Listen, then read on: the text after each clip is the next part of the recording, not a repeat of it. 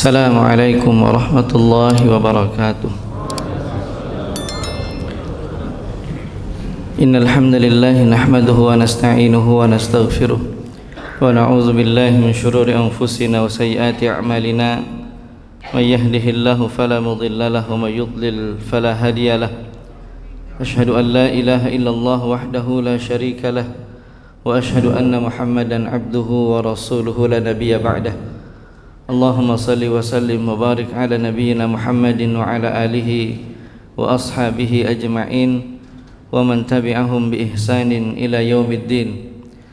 Amma ba'du, faqala Allah subhanahu wa ta'ala: ya ayyuhalladzina amanu ittaqullaha haqqa tuqatih wa la tamutunna illa wa antum muslimun. Ya ayyuhan nasu taqu rabbakumul ladzi khalaqakum min nafsin wahidah wa khalaqa minha zawjaha wa batha minhuma rijalan katsiran wa nisaa wattaqullaha alladzi tasaaluna bihi wal arham innallaha kana 'alaikum raqiba. Ikhwan fid din wa asyiral muslimin jamaah subuh rahimani wa rahimakumullah. Alhamdulillah, segala puji bagi Allah Jalla wa Ala atas segala limpahan nikmat, hidayah dan taufiknya.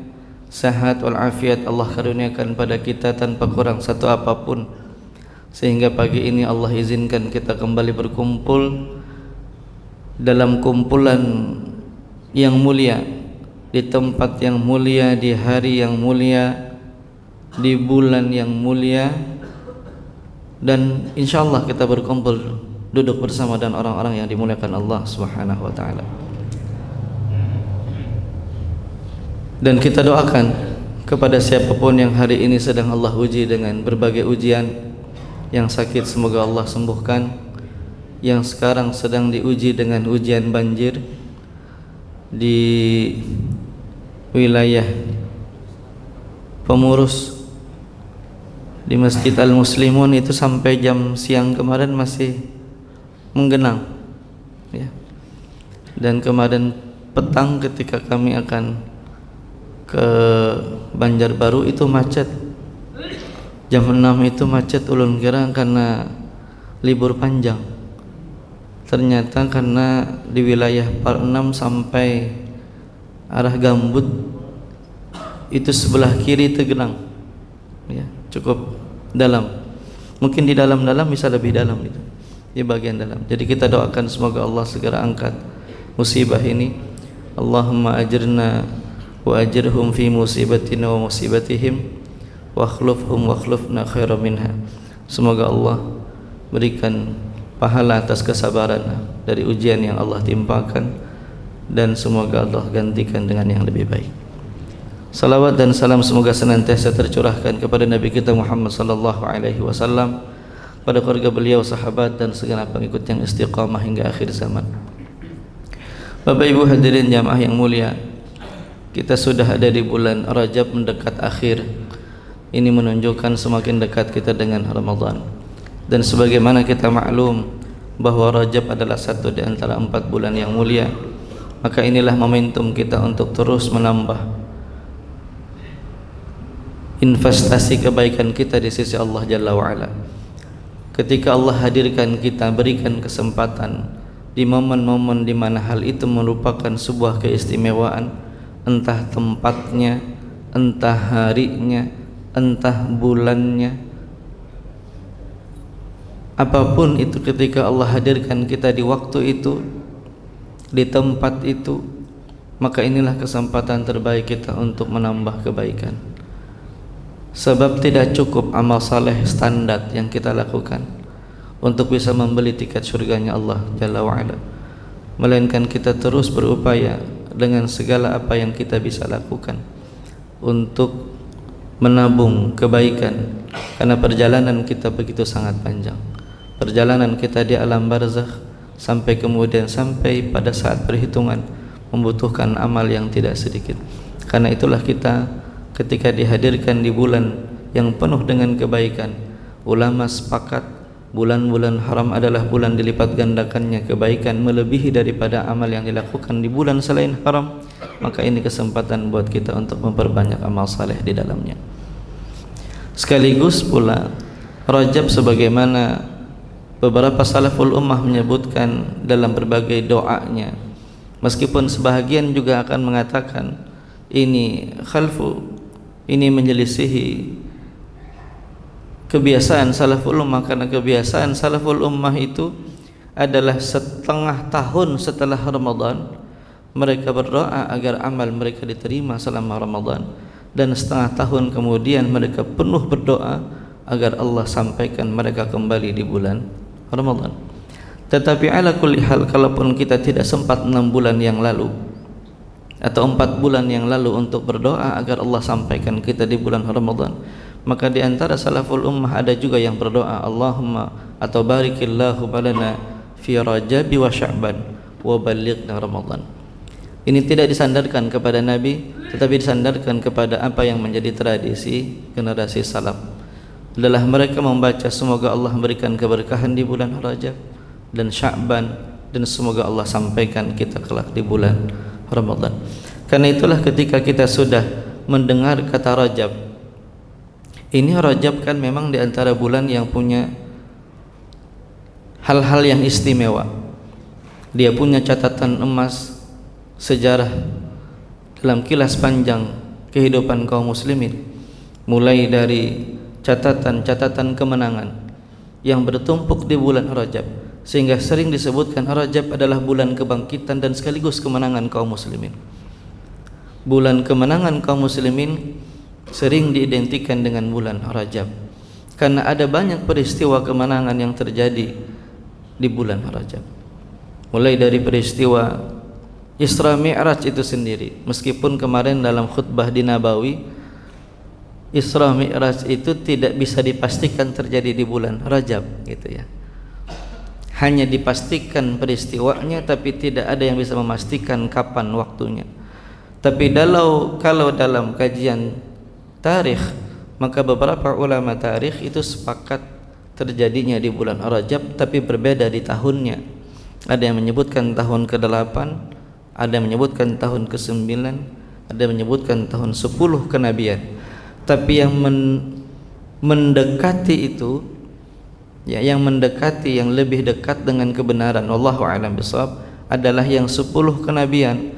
Sebab setelah 10 kenabian tidak berselang lama nanti terjadi peristiwa Bai'ah Aqabah untuk sampai pada peristiwa hijrahnya Nabi sallallahu alaihi wasallam. Karena pernah kita bahas dalam kajian di masjid ini bahwa setelah Nabi pulang dari Mi'raj, maka beliau mendapatkan booster yang sangat kuat dari langit, dari Allah Subhanahu wa taala, sehingga ikhtiar dakwah beliau begitu sangat luar biasa. Di bulan Rajab ada peristiwa kemenangan kaum muslimin dalam perang Tabuk menghadapi pasukan Heraklius Romawi. Meskipun tidak face to face berhadapan langsung, tapi peristiwa Tabuk di mana kaum muslimin melakukan perjalanan panjang lebih dari 700 mil, 700 kilo, dalam kondisi Madinah paceklik, dalam kondisi kekurangan, dalam kondisi keadaan Madinah yang tidak sedang baik-baik saja kondisi alamnya, gagal panen, tidak banyak bekal yang bisa dibawa. Ketika perintah jihad disampaikan, maka kaum muslimin menerima perintah dan seruan itu, melakukan perjalanan, dan inilah ujiannya. 700 mil Pak menuju Tabuk. Jangan bayangkan Tabuk sekarang. 1400 tahun yang silam seperti apa Tabuk, perjalanan dari Madinah ke Tabuk. Kita kalau kilas perjalanan dari setiap momen, kalau kita sedang melakukan ibadah umrah saja, tidak sanggup kita membayangkan bagaimana dakwah yang diemban oleh Nabi. Peristiwa hijrah dari Makkah ke Madinah ratusan mil yang hari ini ditempuh dalam 2,5 jam pakai kereta cepat atau 6 jam dengan bus. Kita bisa bayangkan kontur alamnya, ya. Kita bisa bayangkan keadaan alamnya, dan di situ tentu saja tidak ada transportasi sebagaimana yang hari ini kita lakukan. Medan dakwah yang begitu sangat rumitnya, dan itu dalam keadaan di mana Nabi bukan bertamasya, tapi dalam keadaan sebagai orang yang paling dicari hidup dan matinya. Begitu pula dalam peristiwa hijrahnya Nabi ke Taif sebelum ke Madinah. Hari ini kita tempuh Taif 2,5 sampai 3 jam misalnya. Jadi destinasi yang dimasukkan dalam itinerary ya, beberapa travel umroh. Meskipun kadang ada bayangan, ada sayang-sayangnya juga lah, karena pasti terlewat ya salat di Masjidil Haram. 2,5 sampai 3 jam itu kita tempuh hari ini. Lalu sambil kita membayangkan bagaimana kondisi Nabi ketika intimidasi begitu sangat kuat saat peristiwa di mana ibunda Khadijah radhiyallahu anha telah wafat, Abu Talib telah tiada, dua punggawa yang selama ini melindungi tameng dakwah Rasul sallallahu alaihi wasallam. Maka kemudian begitu kuat musyrikin Makkah melakukan kekerasan, tidak hanya verbal tapi sampai pada kekerasan fisik kepada Rasul dan para sahabat pengikutnya. Maka kemudian Nabi mencari suaka kemana? Ke Taif, dengan harapan mendapatkan kenyamanan, mendapatkan ketenangan, perlindungan dari penduduk Bani Saqif. Tapi apa yang terjadi kemudian? Ini perjalanan bukan perjalanan yang mudah, begitu sangat melelahkan. Sampai di sana apakah Nabi bisa beristirahat? Tidak. Tapi justru dilempari, dicaci, dimaki. Zaid bin Harisah berdarah melindungi Nabi, terluka kakinya, berdarah pelipisnya. Jadi begitu luar biasa perjalanan Rasul sallallahu alaihi wasallam. Maka kita bisa bayangkan kalau ke Tabuk 700 mil itu bagaimana ujiannya yang dihadapi oleh kaum muslimin dengan keadaan alam yang hari ini saja kita sudah seperti itu membayangkannya, bagaimana dengan di masa yang silam. Dan Allah kemudian hadirkan kemenangan itu kepada kaum muslimin karena pasukan Romawi kemudian khawatir dengan keberanian dan kegigihan kaum muslimin. Di tahun 9 Hijriah ada peristiwa yang 15 Hijriah, tadi 9 Hijriah, 15 Hijriah di masa Umar bin Khattab, juga kemenangan kaum muslimin dalam perang Yarmuk. Ini kemenangan paling fenomenal, adalah kaum muslimin mampu mengalahkan hanya dalam 6 hari kekuatan adidaya Romawi Timur, sebuah negeri yang baru bertumbuh, Madinah, di usianya yang ke-15 itu sudah bisa mengalahkan negara adik kuasa. Dan sebelum itu kekuasaan Romawi sudah dipreteli di masa Rasulullah, Abu Bakar As-Siddiq radhiyallahu anhu, dan di finishing di masa Umar bin Khattab dipimpin oleh Khalid bin Walid radhiyallahu anhuma. Jadi hanya dalam 6 hari pasukan Romawi yang begitu dahsyatnya kekuatan militernya itu dikalahkan oleh kaum muslimin, dan itulah menjadi titik gerbang terbukanya Baitul Maqdis. Jadi perang Yarmuk itu adalah satu di antara roadmap yang disusun oleh baginda Rasul sallallahu alaihi wasallam untuk sampai pada terbebasnya Masjidil Aqsa. Itulah menjadi pesan kuat saat beliau melakukan Isra. Jika orang katakan ngapain Isra kalau tujuannya untuk mendapatkan perintah salat, langsung saja dimi'rajkan. Kenapa harus singgah ke Palestina dulu? Kenapa harus singgah ke Al-Aqsa dulu? Kalau memang intinya mi'raj itu, Isra mi'raj itu adalah salat yang nanti mungkin dibahas dalam banyak majelis-majelis ilmu, majelis-majelis taklim, peringatan Isra mi'raj. Dengan peringatan Isra mi'raj mari kita perbaiki salat misalnya. Kalau tujuan akhirnya Isra dan mi'raj itu hanya pada titik beratnya, wajibnya pelaksanaan ibadah salat, kenapa tidak dimi'rajkan saja? Kenapa justru yang di-capture oleh Allah justru subhanalladzi asra bi'abdihi lailan minal masjidil haram ilal masjidil aqsa? Justru ini menjadi ayat yang pertama dan diabadikan di dalam satu nama sebagai nama surah di dalam Al-Quran, Al-Isra-nya, bukan Mi'rajnya. Ini menunjukkan pentingnya kita untuk terus melihat sebagai kompas perjuangan, di situ ada Al-Aqsa. Maka ketika hari ini pun juga terjadi kemenangan kaum muslimin atas pasukan Zionis dengan berlangsungnya gencatan senjata yang didikte sepenuhnya poin-poinnya oleh pejuang Hamas dan para pejuang Palestina, sepenuhnya didikte, mulai dari pelaksanaannya, harinya, dan sampai pada poin-poinnya. Sehingga militer Zionis, ex-militer Zionis mengatakan, jika ingin melihat siapa yang pemenang dari peperangan ini, maka lihat respon dari hasil genjatan ini. Ada yang responnya tertunduk merasa kecewa, dan ada yang responnya bertakbir dengan penuh bahagia. Maka cukup di situ kita bisa melihat siapa pemenang dari perlawanan yang sedemikian panjangnya. Itulah yang disebut oleh para sejarawan bahwa kemenangan itu tidak ditentukan oleh seberapa banyak korban, tapi kemenangan itu ditentukan siapa yang bisa bernafas lebih panjang, siapa yang mampu bertahan lebih panjang. Pian kita bisa perhatikan Gaza dengan kondisi yang sedemikian terbatas, diisolasi kiri dan kanannya, dia hanya bisa bergerak hanya pada wilayahnya, kecil wilayahnya, bukan sebuah negara, hanya wilayah distrik provinsi dari sebuah negeri besar Palestina pada awalnya, melawan Zionis dengan backingan penuh negara adidaya, adik kuasa Amerika, Inggris, dan para sekutunya. Ini negara berkumpul, ya, menjadi satu kesatuan, saling bahu membahu. Inggris, Prancis, Jerman suplai senjata, suplai militernya, melawan sebuah wilayah kecil selama lebih dari 470 hari. Tapi mereka tetap bertahan.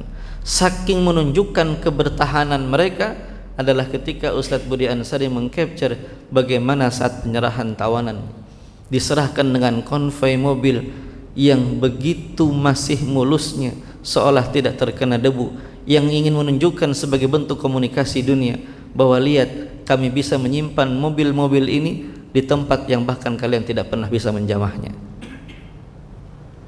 Di mana mereka sembunyikan sandera?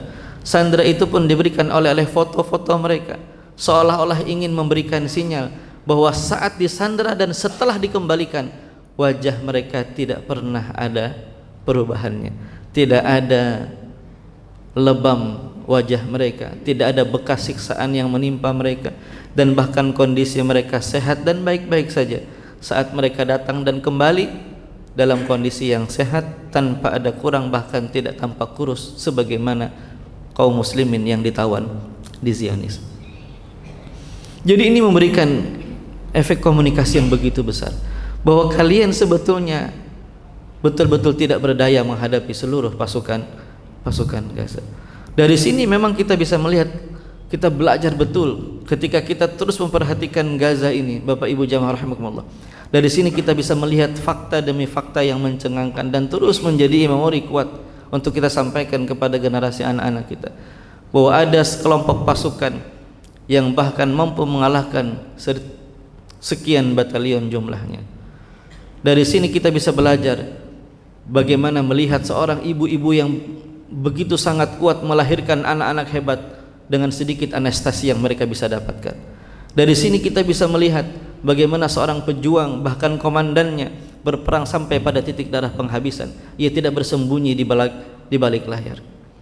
Dari sini kita banyak belajar. Ketika kita terus memperhatikan Gaza, ada banyak hikmah yang kita bisa dapatkan. Inilah Rajab, bulan kemenangan. Meskipun kalau kita katakan gencatan senjata ini bagian dari proses kemenangan, maka lihat apa yang menjadi respon pemimpin politik Hamas ketika hal ini menjadi isu kemenangan. Apa yang mereka katakan?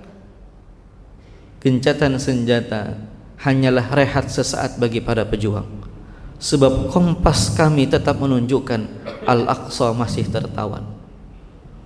Tujuan akhir kami bukanlah ini, tujuan akhir kami adalah Palestina merdeka sepenuhnya.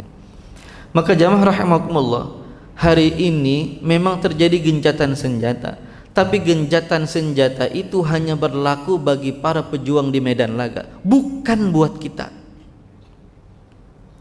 Gencatan senjata yang terjadi hari ini itu adalah bagian bagian strategi dan istirahatnya bagi para pejuang di medan laga, tapi bukan buat kita. Buat kita mah tetap langitkan doa-doa kita. Buat kita tetap lanjutkan boikotnya. Buat kita tetap suarakan kemerdekaan Palestina. Buat kita tetap itu harus terus ya, memberikan bantuan apa yang bisa kita berikan untuk mereka. Tidak berhenti, bukan dengan gencatan senjata kemudian selesai kita hibak lagi KFC-nya, hibak lagi. Bukan, ini belum selesai. Ini belum berakhir ya. Gencatan senjata itu masa rehat bagi para pejuang di sana, bukan buat kita. Kita tidak selesai di situ ya. Jangan kemudian justru masa-masa recovery ini mereka sangat membutuhkan. Mulai dari tempat tinggal, lihat musim dingin yang begitu luar biasa, dibutuhkan sekian banyak penghangat untuk kehidupan mereka. Anak-anak yang membutuhkan layanan kesehatan, pendidikan dan seterusnya. Jamaah rahimakumullah, Rajab adalah bulan kemenangan. Persis hari ini terjadi 15 Hijriah yang lalu pun demikian adanya.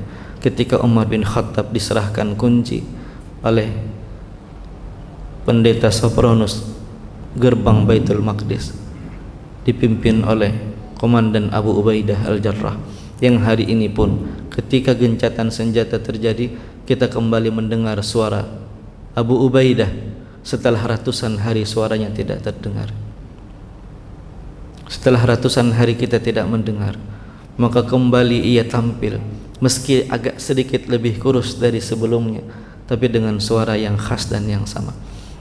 Abu Ubaidah 15 Hijriah Al-Jarrah radhiyallahu anhu sebagai komandan pembebas Baitul Maqdis, sampai kemudian pintu Baitul Maqdis diserahkan kepada Umar bin Khattab. Itu pun terjadi di bulan Rajab.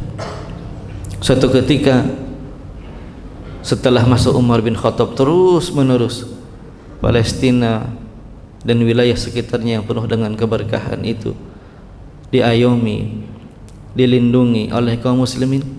Lalu kemudian pasukan salib mengambil alih, menjajah kembali Baitul Maqdis. Lalu kemudian dibebaskan lagi oleh siapa? Oleh Salahuddin Al-Ayyubi. Kapan itu terjadi? Pun terjadinya di bulan Rajab.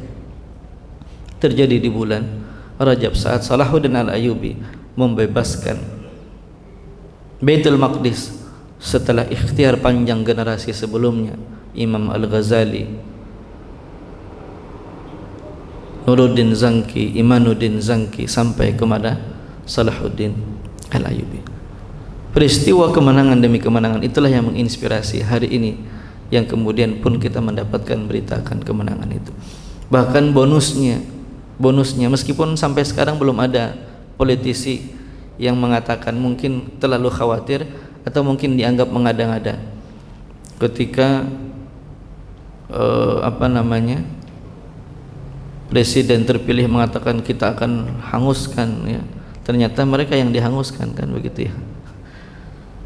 Dan agak tidak masuk akal memang ya. Kalau ini bicara tentang logika, mereka punya sumber daya, mereka punya segala kekuatan yang ada, tapi sampai sekarang api tidak sepenuhnya bisa dipadamkan. Dan bahkan sudah menjalar beberapa informasi, tidak hanya dari wilayah California, Los Angeles, tapi sudah sampai ke San Diego. Wallahu alam kenapa mereka tidak bisa melakukan itu, karena memang ini adalah bagian dari pasukan Allah Subhanahu wa taala. Terlepas dari orang mengatakan ini hanya peristiwa alam, kebakaran hutan dan sebagainya, tapi kenapa sampai sekarang tidak bisa diatasi dan kerugian bahkan sudah lebih dari sekian ribu triliun ya.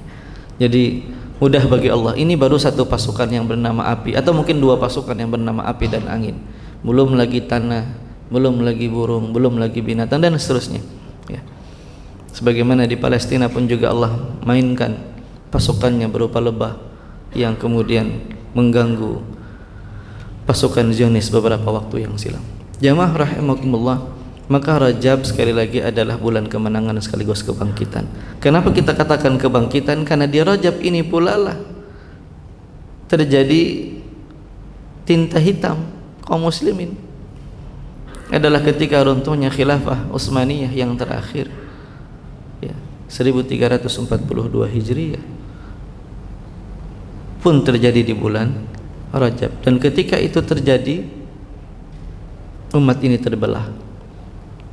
Negeri kaum muslimin dibagi-bagi, dipecah belah sedemikian rupa sehingga semuanya ya tidak lagi memikirkan satu dengan yang lainnya. Ego nasionalisme begitu sangat kuat sehingga urusan satu negara, satu negeri dengan negeri yang lain, mereka tidak saling terhubung. Palestina ya Palestina, meskipun bertetangga dengan Mesir, tapi Mesir tidak pernah kirim pasukan untuk membantu mereka. Palestina ya Palestina, tapi wilayah sekitar mereka tidak memberikan bantuan yang signifikan untuk bisa merdekanya bumi Palestina. Karena kita terbelah,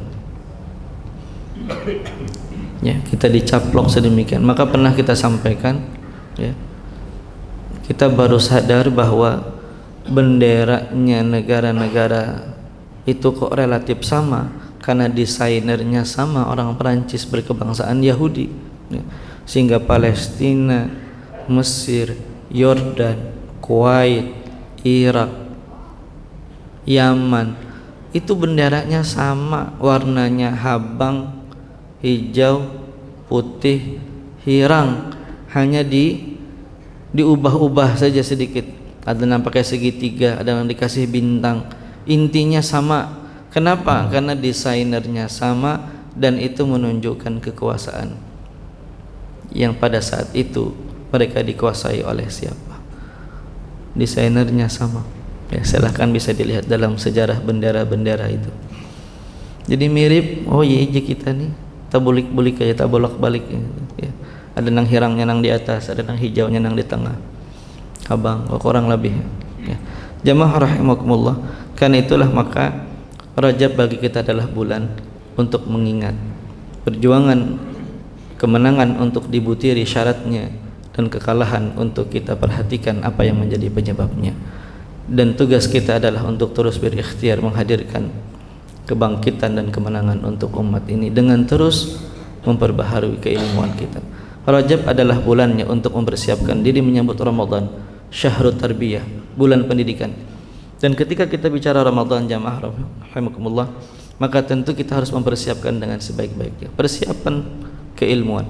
Mungkin ada yang ingin mengatakan, ini kan Ramadan sudah berulang kali. Sudah umur 60 tahun, mungkin sudah 50 kali setelah balik gitu. Kenapa pulang nang dikaji-kaji? Jamaah yang mulia, syariat ini makin kita tafaqquh, makin kita amiqan, makin kita dalam ya, dalam memahaminya, itu makin banyak hal yang boleh jadi kita tidak fahami ya. Urusan yang selama ini mungkin sudah begitu dekat dengan kita, makin kita ulang kaji, makin dapat lagi. Contohnya saja perkara urusan sholat, nah nang kita nang gawi saban hari napa pulang nang dibahas-bahas. Tapi kalau ada ustadz yang bahas tentang sholat, ada aja pertanyaannya, ada bampihan tuh, ada aja ya. Ketika kita bahas tentang sholat, ketemu lagi perspektif yang lain, entah menurut pandangan ini kah, tentang bagaimana jamaah kah, tentang masbuk itu Pak ya. Ketika ada satu pertanyaan lalu dijawab oleh syekh, maka memunculkan perspektif yang baru ya. Jadi ada jamaah itu bertanya, Syekh, bagaimana jika saya bermadhab Syafi'i yang di situ saya memakai kunut dalam subuh, karena kunut dalam subuh adalah sunnah ab'ad di dalam Syafi'i. Lalu saya masbuk, saya baru masuk di rakaat yang kedua. Saat rakaat kedua imam berkunut, maka saya pun harus berkunut. Benar? Lalu bagaimana jika kemudian setelah imam salam lalu saya bangkit, apakah saya harus berkunut lagi atau tidak? Karena tadi saya sudah kunut.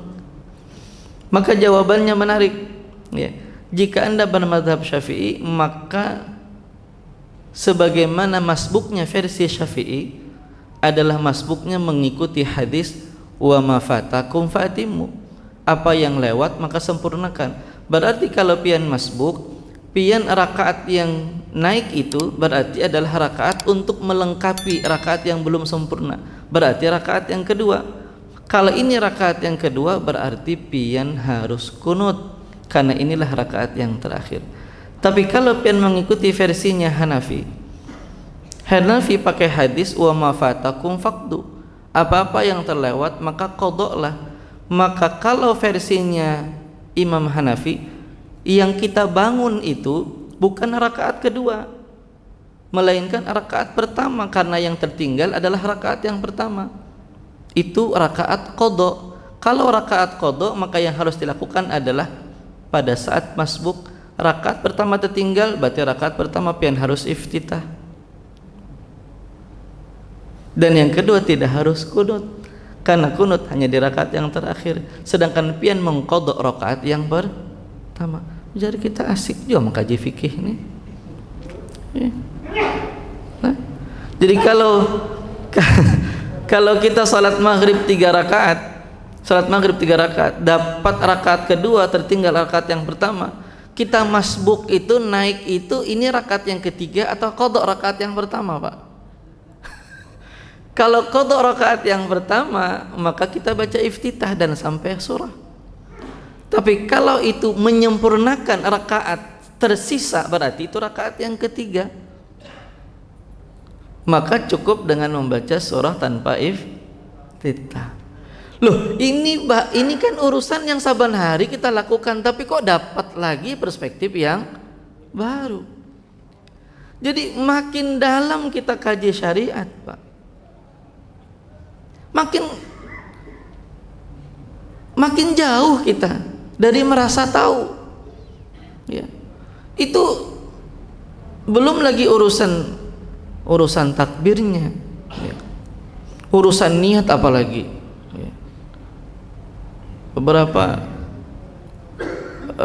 mengkritik, ya, jadi pendapat kalangan Syafi'iyah yang menyebutkan talafuz niat itu dengan melafazkan niat, karena ternyata ulama Syafi'iyah sendiri ikhtilaf bahwa Syafi'i tidak pernah mengharuskan talafuz niat dengan melafazkan, ya.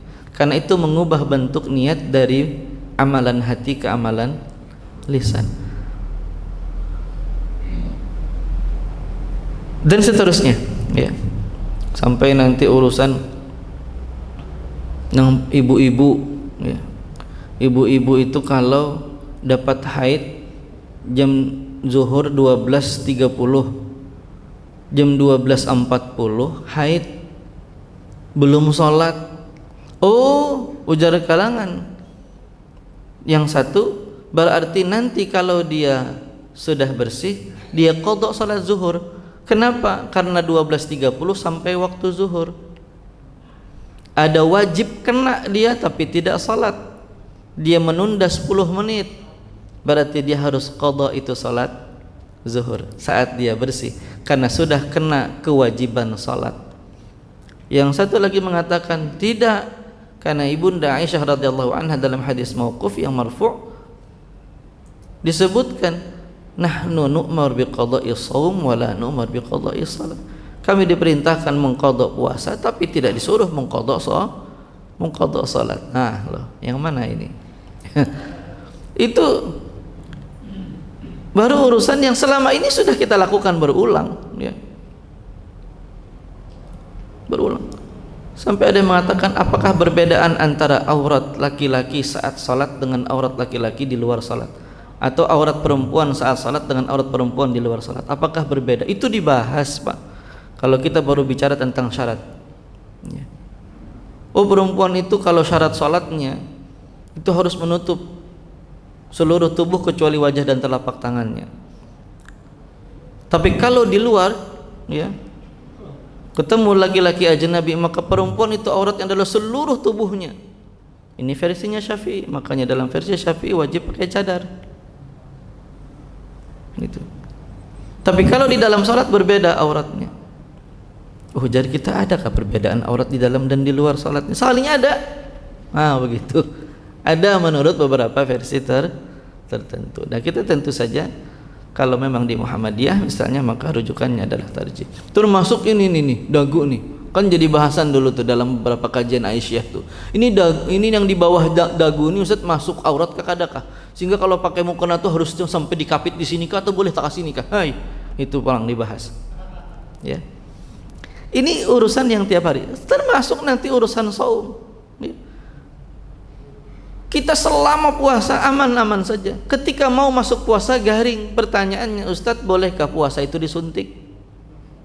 Misal dulu kita nggak peduli dengan hukum itu karena kita tidak pernah sakit. Tapi ketika masuk waktunya dan kita mengalaminya, maka muncul pertanyaan. Maka itulah pentingnya kita menggali ilmu tentang apa yang akan kita lakukan. Karena itulah maka kewajiban kita untuk terus memperdalam syariat ini. Karena itu bagi kita Pak, kita kada usah pusing Pak. Dan kami sama sekali tidak pernah menunggu keputusan SK 3 menteri. Ramadan itu libur kah kadakah? Ini nang abut itu di luar Pak. Amun di Banjar kada ada nang abutnya. Kenapa? Nang kayak apa aja keputusan menteri mesti di Banjar libur. Matan Bahari di Banjar itu libur. Yang abut itu di luar memang. Karena di Jakarta, di Bandung, Ramadan itu kayak biasa, masuk kayak biasa. Masuk, kita kada pernah mengalami libur Ramadan itu nggak pernah. Ya Ramadan itu ya masuk biasa saja. Hanya pulang lebih awal kira-kira begitu. Bahkan kadang-kadang tidak ada bedanya. Tidak ada beda. Jadi ketika isu Ramadan libur atau tidak kan yang abut nih. Ada yang mengatakan libur ada sisi positifnya, ada sisi negatifnya. Tetap masuk juga demikian dan seterusnya.